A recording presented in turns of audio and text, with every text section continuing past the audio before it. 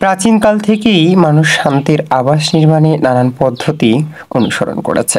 কখনো মাটি, কখনো গাছের পাতা কিংবা গাছের ডাল ও অন্য অন্য পদ্ধতিতেও আবাস নির্মাণের নিদর্শন দেখা যায়। তবে বাংলাদেশে প্রাচীনকাল থেকেই উত্তরবঙ্গে বিশেষ করে মাটির বাড়ির প্রচলন রয়েছে। মাটির বাড়ি বাংলাদেশের উত্তরবঙ্গে রংপুর বিভাগ, রাজশাহী বিভাগে সচরাচর দেখা মিললেও মধ্যাঞ্চল অর্থাৎ ঢাকা বিভাগেরও কিছু কিছু জেলাতে এই মাটির বাড়ি লক্ষ্য করা যায়। বিশেষ করে বর্তমান সময়েও ঢাকার আদুরে থাকা গাজীপুরে বৃহৎ আকারে দেখা মিলে মাটির বাড়ির। তবে কাল ক্ষয়ে কাল শেষে এসে এসব মাটির বাড়ি এখন প্রায় বিলুপ্ত। একটা সময় শৌখিনতার স্বার্থে এবং শান্তির আবাস হিসেবেই বিবেচনা করা হতো এসব মাটির বাড়িকে। সকলেরই স্বপ্ন ছিল বৃহৎ আকারে গড়ে তোলা, মাটি দিয়ে পুরু দেওয়াল তৈরি করে ঘর বাড়ি নির্মাণ করে সেই বাড়িতে পরিবার পরিজনের সবাই মিলে বসবাস করা।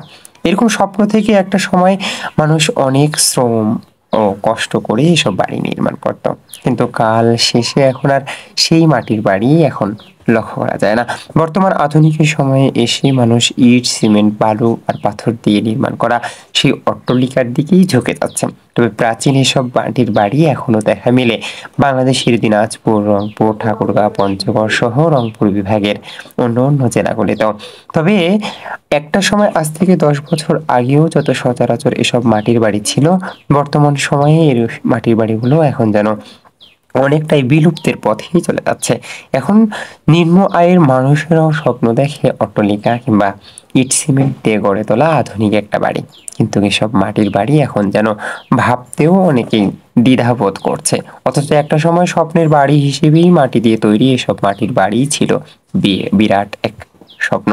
কিন্তু এখন আর এসব বাড়ি অনেকের স্বপ্নের মধ্যে না হলেও ইট সিমেন্টে মরে যাওয়া এসব বিলুপ্তির পথে মাটির বাড়ি। বাংলাদেশের উত্তরের জেলা দিনাজপুরে একটা সময় সচরাচর মাটির বাড়ি দেখা মিললেও এখন কিন্তু আর সচরাচর দেখা মিলে না মাটির বাড়ি।